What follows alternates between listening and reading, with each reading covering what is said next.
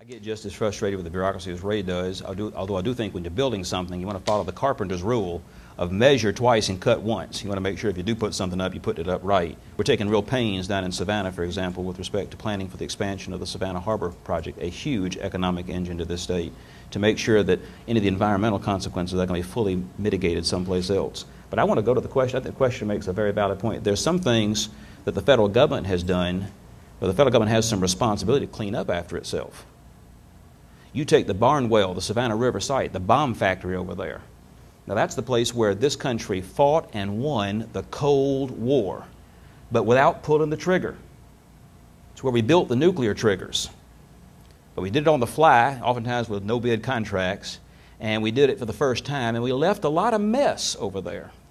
And there's a huge, huge legacy cost of having done this pretty much for the first and only time and on the fly.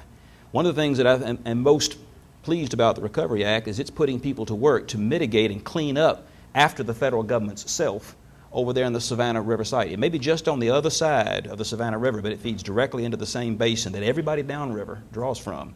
We got 3,600 jobs right now on an overdue, long overdue legacy cost of cleaning up after the federal government's bomb building program over there. That's a huge investment in our environment.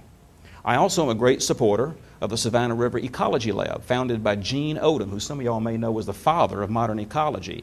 It was set up there to monitor what's going on over at Barnwell, and when the federal government wanted to axe that, I went to bat to try and preserve it and keep it going because it's playing a huge role in monitoring and watching as a watchdog, an environmental watchdog, and what the federal government's doing. Those are some of the things that I support, but I got to emphasize this. Conservation, like the arts, is one of those things that folks tend to think of as an extra. If you're in survival mode and governments have got to cut back, one of the first things they cut out is investing in the environment and preserving and conserving the environment for future generations. I don't think we should do that. I think that's a huge mistake.